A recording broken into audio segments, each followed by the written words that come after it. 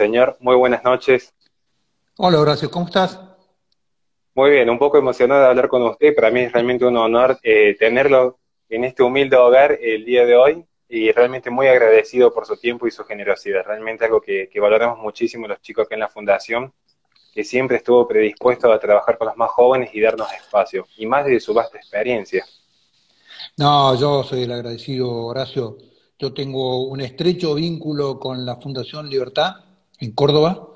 Inclusive cuando electoralmente hemos estado en posiciones encontradas desde el punto de vista electoral, yo los he llamado, los he instado a trabajar, los he felicitado por el empeño, por la performance. A mí se me ve mal, ¿no? Ahí yo Yo de acá lo estoy... puedo ver a la perfección. Ok. Ahí se lo ve cruzado.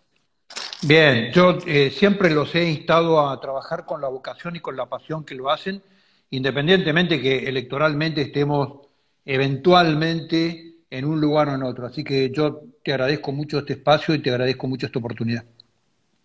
Bien, muchísimas gracias. Lo único, dos mínimas cuestiones técnicas, si puede enderezar el teléfono porque me ha quedado perpendicular para la grabación. Sí, ahí está. Y en segundo lugar, que bueno, adherimos a sus palabras, yo particularmente estoy dentro de lo que es la mesa del NOS acá en Córdoba y Fundación Libre nunca tomó partido político, o sea que mi postura dentro del NOS me representa a mí, digamos, no podemos abarcar a la fundación que sigue con Agustín Laje, siempre dijimos la fundación es eminentemente intelectual, no tocamos la cuestión política. Bueno, para arrancar el día de hoy, como siempre normalmente me toca a mí poder realizar un par de preguntas, yo quería tocar un tema que por ahí normalmente no se suele hablar. Mucha gente cuando lo ve a usted suele esperar que usted hable respecto a la política en Argentina, el futuro de la Argentina, qué le espera a los más jóvenes, pero yo quisiera arrancar quizás la charla desde otro punto de vista. Hablemos un poco de los valores y de cómo usted, que ha participado en la Guerra de las Malvinas, puede transmitir un mensaje de valentía, de patriotismo a los más jóvenes. Cómo un hombre se para ante la vida, ante las dificultades cuando tiene que defender su patria y su familia, y más en los contextos que se vienen a nivel mundial. Sí, yo creo que uno en la vida va aprendiendo y va asimilando cosas y va sorteando experiencias que si vos tenés la oportunidad y tenés el contexto para que esas cosas te suman a tu bagaje y te paran en la vida desde otro lugar. La otra vez en Malvinas me preguntaban, en un programa de Malvinas, un reportaje también en un vivo que me hacían jóvenes, me preguntaban, ¿cuál fue el día que cambió tu vida? El día en que de toda tu vida, el 2 de abril para mí fue un día donde yo entendí mi pasado, donde para mí se me alinearon una cantidad de cosas.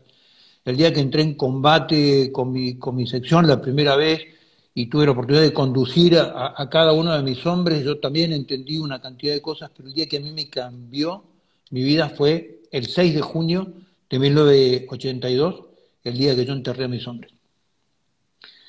El día que vos tenés el honor, que Dios y las circunstancias te dan el honor de poder con el enemigo enterrar tus propios hombres y rendirles honores y hacerle el responso definitivo de descanso a los hombres que combatieron con vos, la vida te da vuelta. Y la vida lo que te marca es que vos, porque cuando vos sobrevivís a la guerra, Horacio, vos lo que decís es por qué murió el hombre que estaba a mi izquierda y por qué el hombre que estaba a mi derecha. Porque un hombre que tenía una herida grave, con un disparo en la cabeza, le atravesó toda la cabeza, sobrevivió, y una persona que tenía una pequeña esquirla de una granada del tamaño de una miga de pan en un pulmón murió desangrado. Entonces te das cuenta que eso no lo responde ni la balística, ni la medicina, ni la terapia, eso es un misterio de Dios. La vida es un misterio, el misterio de la vida y de la muerte es un misterio de Dios. Y ahí te parás en la vida entendiendo que vos tenés un propósito y que Dios a vos te mandó, yo no quiero ponerlo en términos metafísicos de misión, yo digo, Dios te dio una tarea y Dios te dio un encargo y Dios te hizo volver para muchas cosas, una de ellas para que cuentes el valor de los hombres que vos condujiste, pero además para pararte en la vida de otra forma. Y ese fue el día que a mí me cambió mi existencia. Yo era un hombre que tenía una enorme vocación de servicio a la patria, pero fue el día que a mí me dijo, vos tenés que estar parado en determinado lugar el resto de tu vida. Y ahí me paré, tuve 10.000 problemas por haber sostenido ese lugar en la vida durante muchísimos tiempos. En un momento dado de mi vida yo creí que eso solamente iba a tener sentido el día que yo me muera, y después empecé a ver cómo el país y la sociedad empezó a entender un montón de cosas y empezó a asumir un montón de palabras que nosotros le decíamos, y yo anoche hablaba con los chicos de la Fundación Cruz del Sur y con Nicolás Márquez, le decía, yo nunca creí que iba a haber una restauración del espíritu nacional y una restauración del sentido de nación como lo estoy viendo en estos días, así que yo tengo eso es lo que a mí me alienta día a día a continuar en la pelea y a continuar en la lucha, ¿no? Muy bien, muchísimas gracias por sus palabras, realmente han sido profundas. No tengo nada que agregar en este aspecto, pero una pregunta personal que yo siempre quise realizarle a usted desde la oportunidad que nos puede juntar a desayunar aquella vez cuando vino a Córdoba, con Horacio también, cuando vino a la Universidad Nacional de Córdoba, nunca se dio la oportunidad de preguntarle algo que es una inquietud que en realidad tenemos muchos. ¿Cómo alguien como usted, que ha dado la vida, literalmente ha entregado su vida a la patria, logra coexistir en el mundo de la política donde hay tanta corrupción, donde hay tanta gente literalmente vende patria, donde hay tanta amargura, donde hay tanta traición? ¿Cómo hace una persona con tantos valores como usted para sobrellevar adelante una lucha que ya no es ante un enemigo que se tienen enfrente y hay un duelo de caballeros entendiendo lo que es una guerra, sino que es gente traicionera y gente corrompida y lo más vil de la moral? Y bueno, eso es lo que te certifica todos los días que estás en la pelea adecuada. El hecho de ver, cuando vos entrás a la política, cuando entras a la función, volvés a la función pública, yo volví a la función pública, a mi primer amor, que era la función pública, a los 57 años.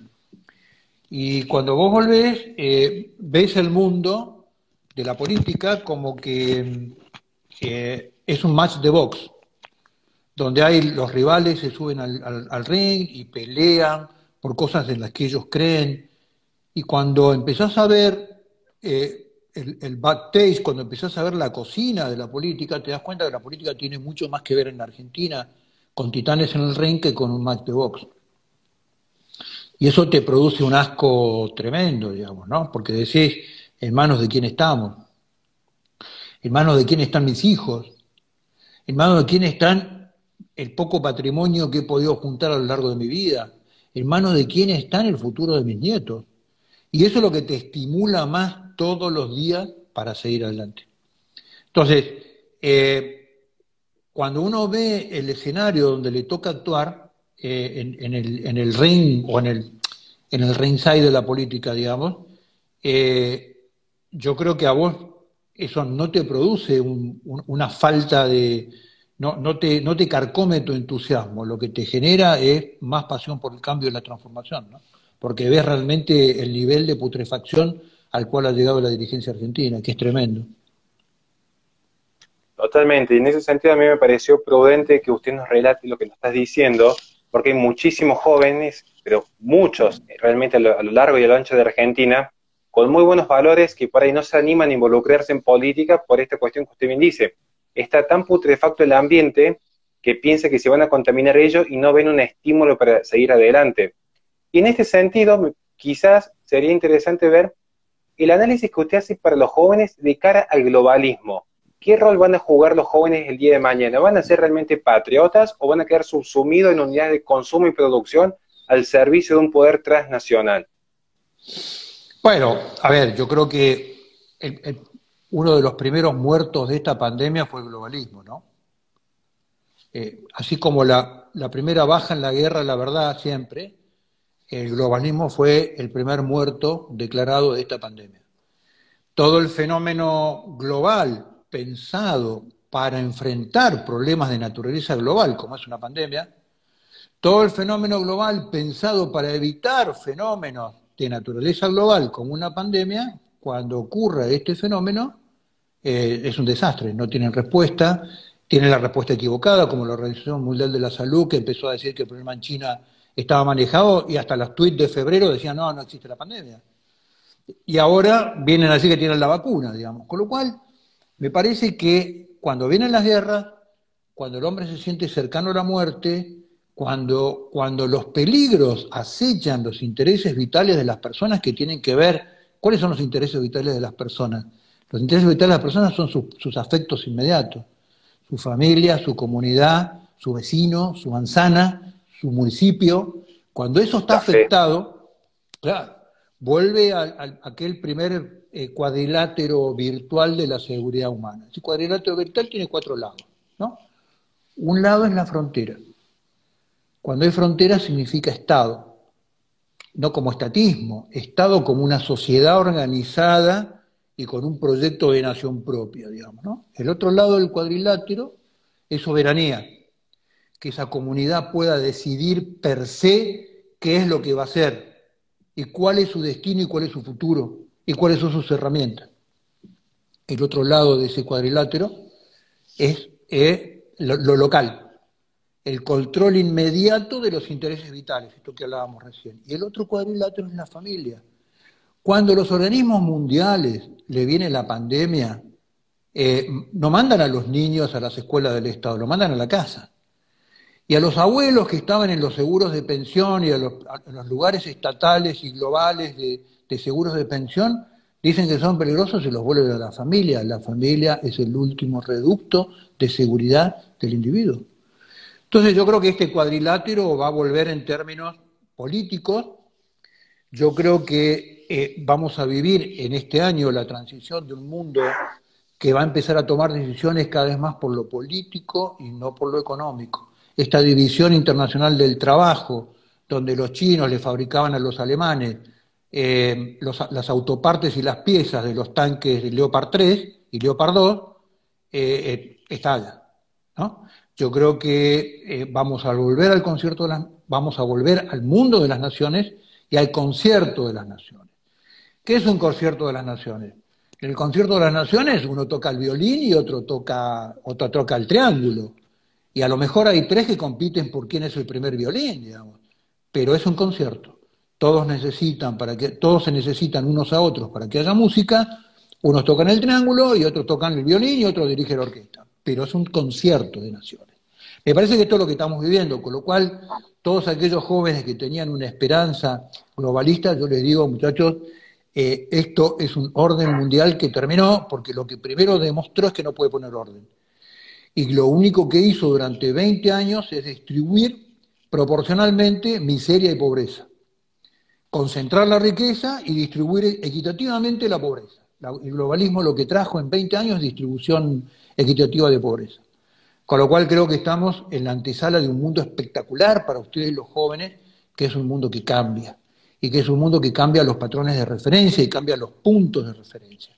Y este punto de referencia global, que era un punto de referencia económico y no político, el globalismo es una división del trabajo en donde, como dicen los europeos, cada uno lo ve desde su lado, ¿no?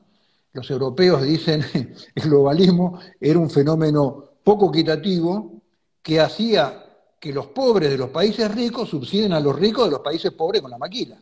Esa es la visión de los europeos, ¿no? Nuestra visión es otra, bastante más trágica de la globalización. La globalización tercerizó el fenómeno económico y la producción y tercerizó los gobiernos. Hoy nosotros tenemos en la Argentina, queda claro que en la Argentina, ¿quién nombra al ministro de Salud?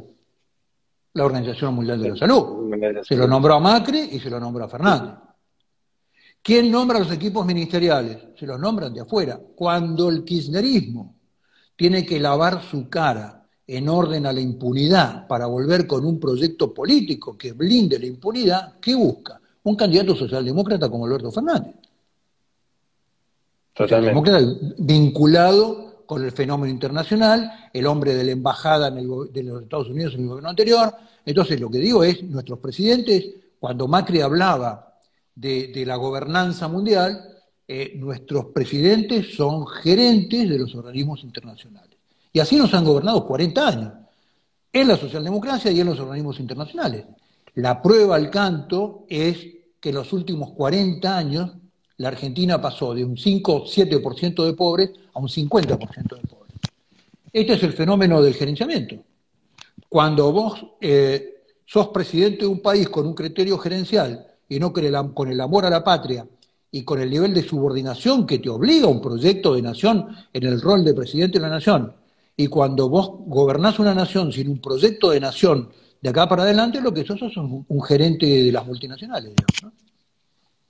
Totalmente de acuerdo. Incluso yo creo que en ese punto es más que válido y prudente recordar que en los últimos años han pasado distintas caras gubernamentales al frente de la Casa Rosada y sin embargo organizaciones como la International Planned Parenthood han seguido financiando a la Fundación Huesta, Católicos por el Derecho a Decidir, un montón de organizaciones feministas que tienen como principal objetivo ir minando la maternidad, porque de hecho ya entre una madre y un hijo ya hay familia y es donde principalmente ataca el feminismo, que es una cara del globalismo. ¿Usted cómo ve el fenómeno este global de una organización abortista que va disponiendo agendas políticas en los países en vías de desarrollo para mantener un control poblacional desde 1916 hasta la fecha? Sí, esto arrancó hace mucho tiempo, pero a ver, pruebas al canto. ¿Quién es el asesor en materia de pandemia de este gobierno y del ministro de Salud, Ginés González García? Paneswood. No hay otro asesor en materia de pandemia, cuando es una organización que se ha dedicado desde sus orígenes hasta la fecha al tema del abortismo. Porque el globalismo, al final del camino, y más allá de cualquier visión de naturaleza económica, lo que tiene en sí mismo, en el fondo, en el trasfondo, como telón de fondo, una teoría neomalthusiana, digamos, ¿no? Entonces, Exactamente. ¿cuál es la visión del fenómeno global de Soros, de la Fundación Rockefeller, de la Parenthood, de todos estos modelos, de la Organización Mundial de la Salud? ¿Qué es lo que dicen? A ver, el factor de reproducción de los individuos de las sociedades del tercer mundo con respecto a las sociedades del primer mundo es 4:1. O sea, en Europa, cada francés que nace, nacen 4 árabes. En Estados Unidos, cada americano, WASP, que nacen 4 o 5 mexicanos. Esto es una realidad, digamos. Con lo cual, el tercer mundo genera, consume bienes y recursos no renovables, contamina, tiene un nivel de producción bajísimo, tiene un nivel de consumo global en términos representativos muy bajo, piden plata cada 10 años, eligen gobiernos corruptos que se roban la plata, lo menos que pueden hacer es tener menos cantidad de hijos. Este es el fenómeno brutal que reside detrás del pensamiento y de la política global. ¿Por qué? Porque es una división internacional del trabajo y es una división internacional de la finanza. Es un proyecto económico, no es un proyecto de naturaleza político. Por eso es que tiene estas visiones. Es decir, ¿qué le representa en términos de mercado el tercer mundo? Excepto países como la India o China que genera su propio mercado. Ahora, el fenómeno global estaba bueno para Europa, por ejemplo, para los países del norte, cuando lo lideraba Estados Unidos. Porque Claro. el fenómeno global, es cierto que Francia pasó a ser un país de autopartes, cuando era un país que fabricaba industria pesada, fabricaba industria bélica, es cierto. Pero los franceses por lo menos decían, esto es democracia y capitalismo. Con lo cual eran valores que a la socialdemocracia europea de alguna manera le resonaban en algún lugar del corazón, ¿no? La socialdemocracia siempre es corazón a la izquierda, bolsillo a la derecha, con lo cual esta cosa del fenómeno global en algún lugar o le sonaba por el corazón o le sonaba por el bolsillo, digamos.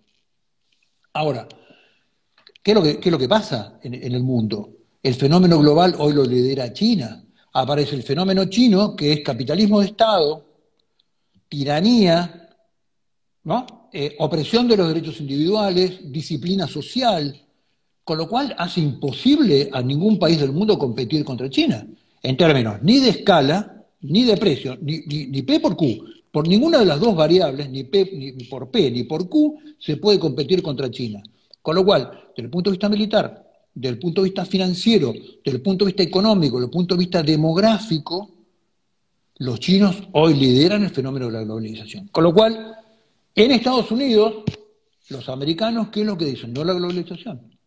y empiezan a cortar todo el modelo de la maquila. ¿Qué le dice Trump a los mexicanos? A la Ford que venga a producir que deje de producir en México y venga a producir acá. Entonces, y en Europa obviamente se produce el mismo fenómeno. Entonces, este fenómeno del soberanismo, que era un fenómeno que ya veníamos venir de una globalización liderada por China y de alguna manera aplaudida por los organismos internacionales, hoy ya lo veíamos esto en retroceso con Trump, con los fenómenos europeos, de alguna manera con Bolsonaro, cuando Trump le dice a la Organización Mundial de la Salud no le voy a mandar los fondos, esto termina de catapultarse con la pandemia. Esto es sentencia de muerte, digamos. Además, recordemos que Donald Trump, una de las primeras medidas que toma es retirarse del Tratado de París, que era un tratado eminentemente socialista, que hacía que países con economías desarrolladas que no contaminaban en el mundo tuviesen que financiar con sus industrias a países como la India, que estaban en vías de desarrollo, y que no tenían ningún estímulo para dejar de contaminar, porque se decían, tenemos una empresa que produce, que contamina, y encima recibimos el subsidio que viene de la ONU a través del Tratado de París. ¿Cuál es el estímulo para dejar de contaminar? Entonces Trump se apartó y todos los medios hicieron lo mismo que hicieron con usted en campaña. Tildar la extrema derecha que quiere contaminar, la extrema derecha que no cuida a los pobres, es la típica campaña mediática. Y entonces en ese sentido yo me veo como obligado a hacer como una suerte de pregunta incómoda, y espero que lo tome bien, señor, que es la siguiente. Las personas que tienen un perfil político marcadamente en contra del progresismo, Bolsonaro, Kast, la gente de Vox, Donald Trump, Juan José Gómez Centurión en Argentina, ¿cómo sobrellevan adelante esta lucha cuando tienen todo el establishment mediático en su contra? Yo me acostumbré a los 23 años a pelear 1 contra 10. Y hace 40 años que peleo 1 contra 10. Y toda mi vida va a ser eso. Y me voy a morir peleando 1 contra 10. Porque al final del camino, Horacio, si vos no peleás por lo que crees a lo largo de tu vida, y yo las barbaridades que sigo diciendo las decía hace mucho tiempo y todo el mundo se escandalizaba cuando yo las decía. Yo fui la primera persona que habló de las 22.000 mentiras en la República Argentina, digamos, ¿no? Refiriéndome al relato de los 30.000 desaparecidos. Con lo cual, mirá, en el año 83 se inicia en Argentina uno de los procesos más vergonzosos en términos sociales, culturales, por parte de la clase dirigente argentina, que es el fenómeno de la desmalvinización. ¿La desmalvinización en qué consiste? Vos podés discutir si estás de acuerdo con cómo se condujo la guerra o no, si era oportuno o no era oportuno. Son discusiones que tienen que ver con el fenómeno político. Ahora, cuando vos decís, cuando lo que invalidás es el derecho soberano de la República Argentina sobre las Islas Malvinas, y lo que negás es la posibilidad del uso de la fuerza, que ningún país del mundo se autoincrimina en la posibilidad de no usar la fuerza para salvaguardar un propio derecho, lo que sos un canalla. Y cuando hablas en detrimento de los veteranos de guerra, sos un canalla. Y cuando, mirá, la canallada de la política argentina y los canallas de los periodistas argentinos generaron en los veteranos de guerra más muertos que la bala de los gurkas. Los gurkas argentinos generaron más muertos entre los combatientes argentinos que los gurkas británicos. De los 649 héroes que murieron en Malvinas, hay más muertos por suicidios que los muertos en la guerra. Bueno, frente a este fenómeno, cuando la orden en la Argentina era ¿qué significaba desmalvinizar? Significaba sacar a Malvinas de la cabeza de los argentinos. Éramos pocos los que hablábamos de Malvinas. Hoy todo el mundo habla de Malvinas. En esa época éramos muy pocos, muy pocos. Y nos tiraban con munición gruesa, nos operaban, nos sacaban los diarios, nos hicieron de todo por ese tema. Y al final del camino, los que intentaron sacar a Malvinas de la cabeza de la gente, le instalaron en el corazón de la gente. Y hoy Malvinas está en el corazón de los argentinos. Pero en esa época y desde esa época venimos hablando. ¿Qué es remar contra la corriente? Es la satisfacción personal de estar diciendo siempre lo que uno piensa y siempre lo que uno siente. Y es estar a contramano de la masa, y es estar a contramano de la canallada, y es estar en contramano de lo políticamente correcto, de lo soso y vomitivo en la Argentina que es lo políticamente correcto. Así que en mi caso personal es una satisfacción personal. Y después ven el resultado, digamos, ¿no? Cuando yo arranqué el año pasado con esto, entonces me decían, no, porque a usted lo que le conviene es ser primero candidato a diputado y que lo conozcan todos los periodistas y después senador. Entonces yo le decía, mire, yo no soy el proyecto, yo no hago esto para mí, digamos. Yo primero que no haría jamás una carrera política por mí, digamos, no lo haría. Y segundo, que acá es el proyecto de armar un espacio político para que un montón de gente que hace años que en la Argentina se tapa la nariz y hace arcadas cada vez que vomita, tenga un espacio de referencia, digamos, y pueda votar libremente por lo que piensa, por lo que siente, por sus hijos, por su patria, por su terruño, por su provincia, por su pasado. Y cuando largamos todo el mundo me decía, vos sos loco, y no se puede hacer política hablando de Dios, de la patria, eso no existe, digamos. Y yo hice política hablando de Dios y de la patria. Y sacamos casi 3% de los votos sin publicidad, sin medios, sin periodistas, sin absolutamente nada. Con lo cual, para mí es una satisfacción enorme y es mi última misión como soldado es esto, armar este espacio político y que en la Argentina aquellos que creemos en la patria, aquellos que creemos que Dios está puesto en la Constitución, en el centro de la Constitución argentina, los que creemos que este país tiene una historia de la cual se tiene que sentir orgulloso y que tiene un futuro promisorio para nuestros nietos y para nuestros bisnietos, tengan un espacio de referencia. Y lo van a tener. En eso estamos. Totalmente. Incluso lo que usted bien dice respecto a Dios y la patria, es prudente recordar cómo ha sido de tan canalla de la prensa que utilizó una mera discusión presupuestaria, como era el artículo 2, desconociendo la historia por detrás del artículo 2 de la Constitución, que fue por todas las expropiaciones que se lleva adelante el Estado argentino en 1820 para financiar una guerra. Desconociendo esa cuestión, decían, bueno, hay que separar Iglesia del Estado, sin darse cuenta que lo que pretendían, o sea, la gente que apoyaba eso no se daba cuenta que lo que pretendía el poder era separar la moral cristiana del Estado argentino. Querían erradicar los valores por completo para así imponer, por ejemplo, la gente del aborto. Decían, la gente que no votó a favor del aborto es porque tiene esa moral cristiana. Ya nos dimos cuenta que el dinero que venía de Estados Unidos no sirvió para torcer la voluntad, vayamos al campo cultural. Y en este sentido, muchos nos hemos sentido identificados con el proyecto que lleva adelante usted, porque justamente plantea una batalla que no es solamente en lo político, en las urnas, sino también en lo cultural.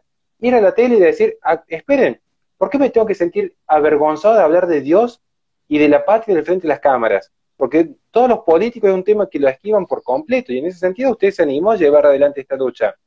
Y en ese sentido yo quisiera saber justamente en su visión, o en los asesores que usted ha tenido a su alrededor, si en algún momento dijo, ¿qué es mejor? ¿Silenciar este discurso o mantenerme firme aunque perdamos votos, llevamos esta lucha, mantenemos la idea de Dios, de la patria adelante, aunque políticamente no sea lo reditable el día de hoy? ¿Cómo lo analiza usted a ese fenómeno cuando tiene que enfrentar un discurso público? No, yo no tengo un discurso. Yo digo exactamente lo que creo. Yo no tengo un discurso para unos y para otros, yo no adecuo mi discurso de acuerdo al lugar donde voy, no tengo un discurso para el Rotary y otro para...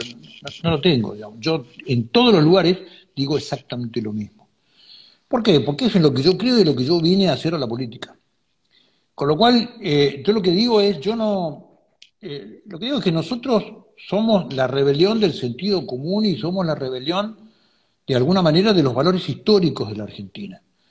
¿Cuáles son esos valores históricos? Los valores que hicieron grande a esta nación que en un momento dado asombró al mundo, no solamente por su desarrollo económico, sino por su desarrollo cultural. Asombró al mundo por ser un país que en una generación solucionó problemas que en el resto del mundo tardaron 5 o 6 generaciones. Este país derrotó el analfabetismo antes que Francia, antes que Alemania, y mucho antes que Italia, mucho antes que España, mucho antes que los estados del sur de los Estados Unidos, y eso era Argentina. Vinieron 4 millones, cuando éramos 800.000 habitantes, vinieron 4 millones y medio de extranjeros a este país, buscando esos valores. Entonces, cuando en Argentina se habla de la crisis económica es un correlato de la crisis moral. La crisis económica no es una crisis económica en sí misma, lo que habla es de la falta de valores de la clase dirigente. Eh, Porque en definitiva toda discusión de naturaleza social es una discusión de valores. Discusión de valores quiere decir qué está antes que qué. Cuando la política argentina, como solución a la pobreza, plantea el aborto, lo que está diciendo es la única solución que tenemos es matar a los chicos. Esto es lo que no, pero además no es un partido, no están diciendo todos los partidos. Cuando alguien dice, mire, a mí individualmente no me importa lo que haga el otro con su embarazo, lo que está diciendo la moral pública mía es, flaco, hacer lo que quieras, con tu abuelo, con tu hijo, con tu mujer, con quien quieras. Eso sirve hasta que vengan por él. Entonces lo que digo es, la política argentina, el nivel de deterioro y de degradación de la política argentina es que no puede entender que la moral pública, además de por ser constitucional, además por el derecho positivo, por derecho natural, la moral pública obliga a los dirigentes a defender a los indefensos y obliga a defender, ¿y quién más indefenso que un niño por nacer? Que la madre, que es quien tiene que defender, decidió la pena de muerte. Entonces lo que digo es, esta debacle, esta catástrofe de la política argentina hay que revertirla y la Argentina tiene los elementos para hacerlo. Totalmente.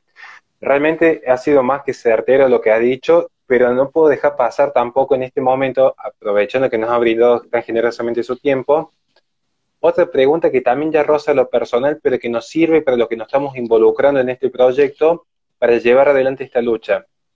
En su carrera política, cuando usted vuelve a esta cuestión del hombre dentro del Estado, del hombre luchando por una política más sana y más justa, ¿cuáles han sido para usted los momentos más lindos, más gratificantes, donde usted dijo, vale la pena el esfuerzo, realmente estamos yendo por buen camino? ¿Y cuáles han sido los momentos más duros que han dicho, es más complicado de lo que creía, tenemos que redoblar esfuerzo en este momento?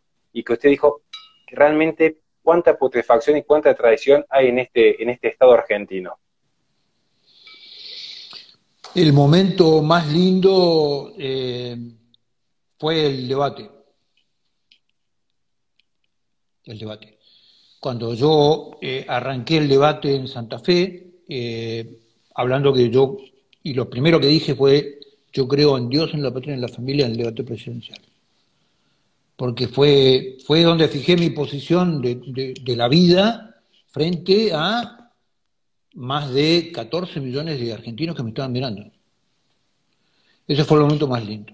La verdad que fue muy emocionante. Y el momento más duro es cuando yo me doy cuenta, porque yo en un momento dado, uno siempre magnifica su propia fuerza y uno cree que es capaz de torcer a través de su desempeño, de su actividad, cosas que están torcidas o que están torcidas que es capaz de enderezarlo. Cuando yo tuve la denuncia en la aduana por parte del propio gobierno del cual yo formaba parte, me di cuenta que estaba solo y que no tenía vuelta y que no iba a volver además. Y mi opción fue pelear públicamente, pelear en la justicia y gané. Y ahí me di cuenta que realmente estaba en el gobierno equivocado, que el proyecto que yo, de alguna manera, por oposición al proyecto anterior, dije, bueno, ¿cuál es la única salida de esto? Bueno, hay esto, que tenía que armar una alternativa propia. Y ahí empecé de a poco a trabajar. Yo recuerdo muy patente a fines del año pasado cuando nos visita Gómez Centurión en Córdoba, con otros referentes también de la derecha de Argentina, estaba López Murphy, estaba Milei, o sea, fue muy lindo ese panel, realmente todo lo que aprendimos. Recuerdo que en un momento Gómez Centurión dijo, para mí las palabras más fuertes que se escucharon, que fue desde que a él, porque él te contestó, a él lo cita un juez para que dé explicaciones de qué pensaba de los 30.000 desaparecidos. Entonces me gustaría que nos reviva esa anécdota que para mí fue lo más emocionante que escuchamos ese día y creo que es un mensaje que a más de uno de los que está acá le va a gustar. Sí, cuando yo voy a un programa de televisión, un domingo en la noche, que la verdad que no, me iba el lunes a la mañana de vacaciones, me piden que vaya a un programa el domingo a la noche, voy el domingo a la noche, iba a hablar de un tema que era específico de la aduana y salió una discusión en el medio sobre el tema de los 30.000 desaparecidos. Y yo ahí nomás digo, no, pero a ver, una cosa son 8.000 verdades que son ciertas y otra cosa son 22.000 mentiras. Y se armó una tracalada. Bueno, eso me generó 5 denuncias penales. El otro día, el lunes. El bloque de diputados del kirchnerismo, en bloque, estando de vacaciones, ¿no? Estando de vacaciones, porque esto era enero, a los 2 días me hizo una denuncia penal y ahí en más, todo bichicomi de la izquierda caniche de la Argentina, en feria me fue a hacer denuncias penales. Con lo cual, me pasé febrero, marzo, con los jueces intentando que yo vaya a declarar. Y mis abogados me decían, bueno, no, le digo, yo no voy a usar abogados, yo voy a declarar solo. Y fui a declarar solo, al primer juez que me llamó a declarar, que es esto que remite Horacio. Entonces, ¿cómo se llama? ¿Cómo se llama su papá? ¿Cómo se llama su abuelo? Toda la formalidad de la declaración. Era un juez muy, muy honorable, que yo lo conocía mucho. Entonces me pregunta, bueno, ¿usted estuvo en el programa? Sí. ¿Usted se reconoce en el video? Sí, está el video ahí. Bien. Yo quiero preguntarle, segunda pregunta, ¿qué piensa usted de los 30.000 desaparecidos? Entonces yo lo miré y le dije, doctor, la pregunta con todo respeto, le digo, ¿y a usted qué le importa qué pienso yo de los 30.000 desaparecidos? ¿Desde cuándo yo como ciudadano tengo que declararle a un juez lo que yo pienso de un tema? Yo pienso lo que se me da la gana y voy a seguir pensando lo que se me da la gana de acá hasta que me muera. El juez me miró, el secretario de juzgado me miró anonadado, el juez también, me dijo, bueno, ¿eso es lo que eso es su declaración? Sí, bueno, listo.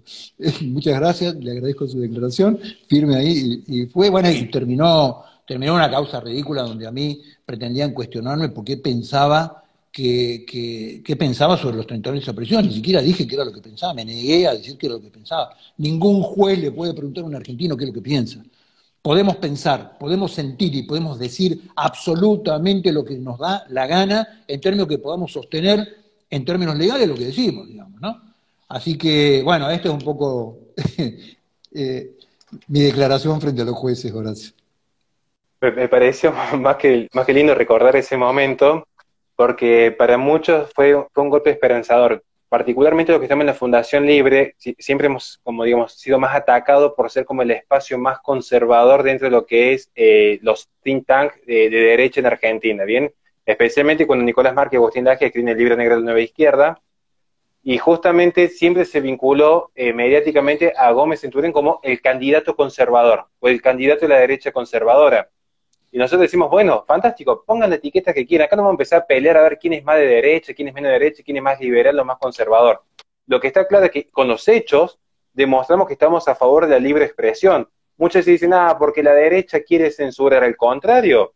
Somos nosotros los que no queremos la censura del Estado y que todos puedan expresarse en forma libre. Por eso fue para nosotros tan esperanzador y tan lindo que ese momento en el que cual justamente Gómez Centurión le dice a todo el auditorio, que estaba lleno ese día, por cierto, no entraba más nadie, que la libertad de expresión es irrestricta. Sigue sosteniendo lo mismo, y decimos, bueno, qué bueno que se muestre que el NOS no es un partido que esté a favor de censurar ni cerca. ¿Usted cómo lo ha vivido el proceso de censura? Este país se hizo grande con el respeto absoluto a la propiedad privada, el respeto absoluto a la libertad de expresión, sin duda. Pero yo te quiero hacer un agregado, Horacio. Después quiero una pregunta de uno de los chicos que insistentemente me pregunta por una foto con Mark Kent. Yo quiero hacerte un agregado. A mi derecha la pared, pero el presidente del Partido Conservador de la Argentina es Grabois, no yo. Grabois no quiere transformar nada de la Argentina, quiere que todo se mantenga así, la pobrería, la pobreza, los subsidios, los planes, todo esto porque él es un beneficiario de este sistema. Yo quiero transformar todo en la Argentina. Con lo cual, cuando a mí me dicen que yo soy conservador, lo que les digo, no, muchachos, yo quiero transformar todo en la Argentina. El que quiere conservar todo es Grabois, son los tipos que están en el poder. En la izquierda caniche son los conservadores en la Argentina. Y al chico que me preguntó sobre la foto de Mark Kent. Yo con Mark Kent tengo 2 fotos en un partido de rugby que yo jugué con los veteranos de guerra, que estaba invitado Mark Kent, y al final del partido de rugby había una mesa larga con un plato de lentejas que teníamos que ir a la olla de campaña a buscar. Y cuando yo estaba comiendo se sentó Mark Kent al lado mío, con lo cual no tengo ningún motivo para el cual levantarme y irme. Y esa es la foto que tengo con Mark Kent, es la explicación a quien me estaba preguntando. Bien, muy bien. En ese sentido, nosotros yo particularmente cuando hacemos estas entrevistas, tratamos como de filtrar las preguntas que sean algo que vaya a construir, en virtud de a lo que nos están escuchando, que quede para la posteridad. Así que le pido disculpas si en algún momento se ha sentido incómodo con alguien de la audiencia. No, Lo para que, nada, pero para nada. Y aparte pueden preguntarme lo que quieran y yo les voy a contestar dentro de lo que pueda, les voy a contestar lo que me pregunten. No, olvídate, Horacio, al contrario, la vi a la pregunta 2 veces y por eso me pareció oportuno contestarle, digamos. No, no me siento incómodo con ninguna pregunta. No hay nada que yo no pueda contestar. Podás estar de acuerdo o no con mi respuesta, digamos, pero no hay nada que yo no pueda contestar. bueno, entonces vamos a aprovecharnos un segundo de su movilidad para las preguntas. Y una pregunta que puede ser un poco complicada, pero que a muchos jóvenes nos interesa sinceramente. Estamos hablando, digamos, el día de hoy, en esencia, lo que es globalismo, soberanía nacional, pero ¿qué análisis realiza usted respecto al ejército argentino? Y cuando usted llegue a la presidencia, ¿cuáles van a ser las primeras medidas al respecto? Bueno, el ejército argentino es una institución que por más de 210 años viene vertiendo sangre en la Argentina, esfuerzo, sangre y sudor en beneficio del proyecto de nación de la Argentina. Y ha sido un protagonista histórico de la historia argentina, a veces con acierto, con menos acierto, a veces más oportuno, a veces menos oportuno, pero nunca dejó de estar presente en la vida institucional del país y en la vida y en lo que la nación, el Estado y los gobiernos le pidieron al ejército argentino. En el proyecto socialdemócrata, en el año 83, después de Malvinas, cuando asume Alfonsín, el proyecto socialdemócrata cancela, congela, suspende el proyecto de la nación, el proyecto de nación en la Argentina. Un proyecto de nación que había funcionado por más de 150 años, con errores, con efectos, con problemas, con aciertos, con virtudes, con no virtudes, con un montón de cosas, pero que había funcionado. La Argentina era un país que tomaba decisiones propias, que resolvía sus problemas internamente, bien o mal, le gustara a Estados Unidos o no le gustara a Estados Unidos, que producía, que exportaba, que tenía relaciones exteriores, que se proyectaba al mundo. La socialdemocracia suspende ese proyecto de nación y nos alinea con un modelo internacional inconcebible.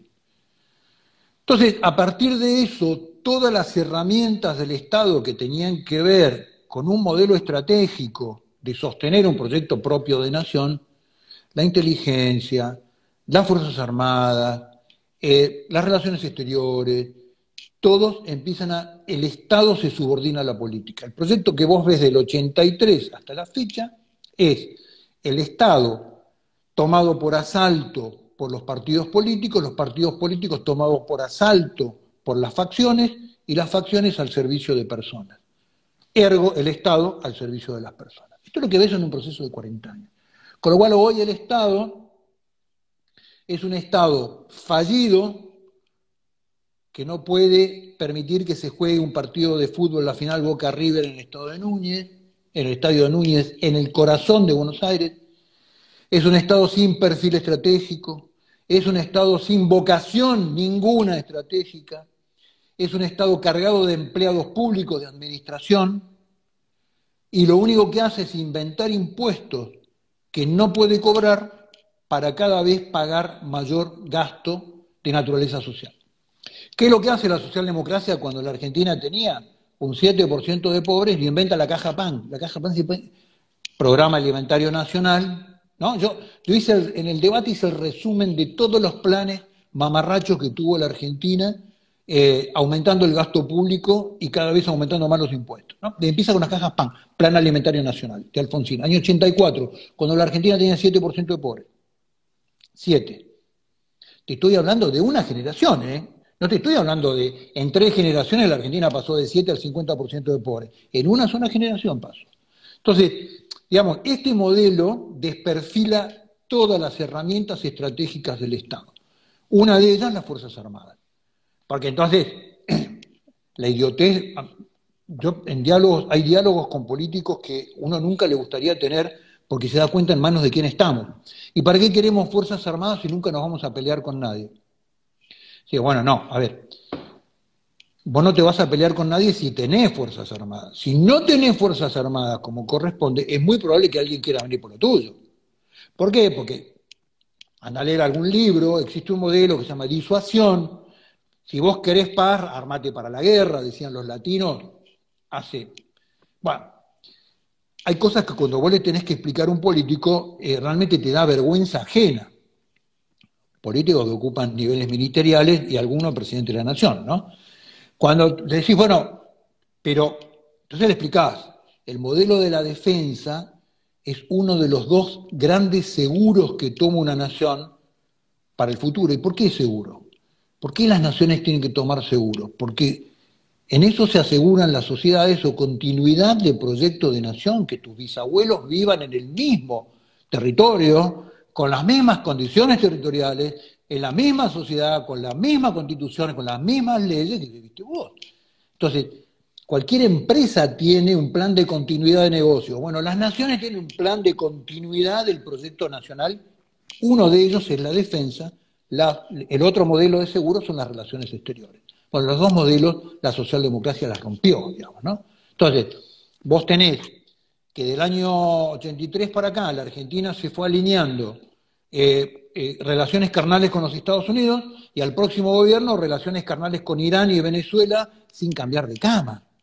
Ese modelo de promiscuidad estratégica de la Argentina, lo que le ha costado a la Argentina es que Argentina es un país poco confiable en términos internacionales. Argentina no tiene aliados a nivel internacional.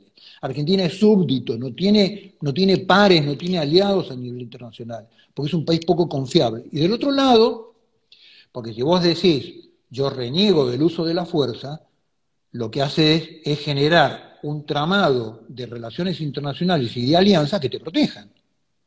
Sería como razonable.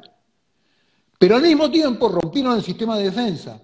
Argentina generó en el subcontinente americano un modelo de falta de equilibrio en términos armamentísticos, de desequilibrio armamentístico por desinversión, por no haber invertido al mismo ritmo que Chile y que Brasil. Entonces, hoy la Argentina es un país indefenso que si el día de mañana quiere ir con los países de la región a armar un modelo de defensa regional, que a lo largo del tiempo ojalá se vaya produciendo, Argentina no va a ser invitado, porque Argentina hace 40 años que no invierte en defensa. Y los que van a liderar ese proyecto son Chile, Brasil y Colombia. Entonces, lo que digo es, el sistema de defensa en Argentina tiene que ser repensado. Dentro de eso, tanto la Fuerza Aérea como la Armada, como el Ejército argentino, tienen que ser repensados, rediseñados, reequipados y llevar al presupuesto de defensa como mínimo al promedio de lo que gasta la región. Entonces, por un lado. Y por otro lado, desarrollar una estrategia en términos de relaciones exteriores que le permita a la Argentina ir generando una trama de aliados a nivel internacional, porque Argentina tiene que desarrollarse necesariamente en dirección al Tratado Antártico en el año 2050, y en el medio de eso, que es el Atlántico Sur, que es el camino, la aproximación, la vía de maniobra hacia la Antártida, está ese portaaviones monstruoso y tremendamente afectivo para la Argentina, que son las Islas Malvinas. Totalmente de acuerdo. Ha sido impecable lo que has dicho. Y ahora llegando ya a los últimos minutos, nos quedan solamente 10 minutos, una pregunta que hace un gran amigo mío que es Jerónimo Luna.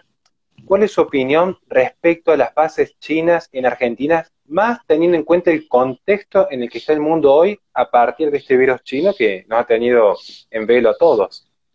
Qué buena pregunta. Bueno, el año pasado yo en campaña elevé una nota al Ministerio de Defensa para ir a visitar la base china. Repetidamente mi equipo de campaña la envió, y al final la contestación que tuvimos del organismo oficial era que en realidad en la base china no había nadie, porque la base china es un repetidor que se maneja en forma digital desde China. El tratado que hizo el gobierno de Cristina Kirchner con China para la instalación y la cesión de soberanía nacional con una base militar china en el continente, en el territorio argentino, a cambio de un crédito swap en beneficio de la pobreza financiera que en ese momento vivía Argentina, es escandaloso. Y lo peor de todo, que vino un gobierno opositor y ni siquiera revisó el tratado. Continúa con el mismo modelo idiota de no saber qué es lo que hay adentro de la base china. Esa base china nos puede colocar en un futuro momento ni siquiera de conflicto, de tensión entre Estados Unidos y China, o cualquier país del mundo con China, en un problema desde el punto de vista tecnológico serio, y nos puede colocar geopolíticamente en posiciones muy complejas, muy complejas. Yo denuncié, bueno, lo denuncié en el debate también a la base china, ¿no? Bien, muchísimas gracias. Quisiéramos preguntarle tantas cosas y yo sé que en otros vivos y en otras entrevistas que le van a hacer va a haber alguien que le pregunte típicamente por Bolsonaro, por Abascal, por Donald Trump, por Cristina Kirchner. Es como muy común ese tipo de preguntas. Yo realmente quisiera hacer una pregunta en particular y yo creo que usted va a entender a dónde apunta cuando le mencione este personaje, que es Felipe Solá, y más cuando hablamos del proceso de desmalvinización. Si nos puede decir dos palabritas de Felipe Solá antes del cierre. De Felipe Solá no se puede decir mucho más que ha sido un beneficiario del modelo político de los últimos 30 años, están todos los proyectos, están todos los modelos, es una de las personas del poder, es un tipo que nombran canciller y ni siquiera habla inglés. No digo hablar inglés por el hecho de estar en un cóctel, por poder leer una publicación en inglés. Es vergonzoso. El papel, el rol de Felipe Solá buscando un puesto en cualquier lugar, en cualquier proyecto, de cualquier cosa, es vergonzoso. Fue secretario de Agricultura de Menem y gobernador de la provincia de Buenos Aires, que la dejó incendiada la provincia de Buenos Aires, y hoy es canciller. Podría ser ministro de Trabajo, podría ser cualquier cosa, ocupan cualquier lugar. Es decir, Felipe Solá entra dentro de una clase dirigente que aborda los cargos, aborda los cargos, y no importa si sabe, si no sabe, si es capaz de hacerlo, si no es capaz de hacerlo, si tiene un proyecto, si no tiene un proyecto. La pregunta es, Felipe Solá, ¿cuál es el proyecto en materia de relaciones exteriores de Felipe Solá? Ninguno, absolutamente ninguno. Con lo cual, mucho más que esto no tengo para comentar de Felipe Solá. Nunca he escuchado una idea inteligente ni tonta. Nunca escuché una idea de Felipe Solá. Y es, sin embargo, el que va a tener que encargarse de cara al futuro de supuestamente defender los intereses de las Malvinas ante el mundo, y estamos hablando de un personaje nefasto, parasitario, enquistado en el Estado, que no tiene el más mínimo sentido de patria. Ahora ya llegando a los minutos finales, nos quedan 5 minutos. Yo quisiera que estos 5 minutos, además de mandarle un saludo enorme a todos los que están del otro lado y habernos hecho la compañía el día de hoy, muy agradecido por el tiempo y muy agradecido a usted también, señor, por la bondad que nos ha tenido de estar una hora aquí. Y los últimos 5 minutos los utilice para cualquier tipo de reflexión que quiera hacer, totalmente libre a su disposición, para el mensaje que quiera mandar a la comunidad. Desde acordarse de Cristina Kirchner hasta dejar un mensaje a los jóvenes. El tema es totalmente libre para usted. No emplearía un minuto en Cristina Kirchner. Son personajes que no valen la pena en relación a quien les estoy hablando. Yo le hablo siempre a los jóvenes. Yo lo único que les pido es, van a ser partícipes de un mundo que se está transformando. Y deben ser partícipes y deben ser actores de una Argentina que se transforma, en cualquier espacio, no importa si es el mío, no importa eso. Lo importante es que sean capaces de desafiar los paradigmas que trajeron a la Argentina hasta acá. De cualquier lugar, de cualquier posición política, desafíen esos paradigmas. Esos paradigmas son los paradigmas de la derrota. Que la Argentina no puede, que en la Argentina no hay trabajo, que en la Argentina no se puede generar empleo, que la Argentina no puede tener una vocación estratégica, que la Argentina no puede tener una vocación de nación, que la Argentina no puede tener una vocación soberana. Esos son los paradigmas que nos arrodillaron y nos transformaron en un país que vive pidiendo plata, robándosela a la política y generando 50% de pobreza. Somos el único país de Latinoamérica donde los nietos somos más pobres que nuestros abuelos.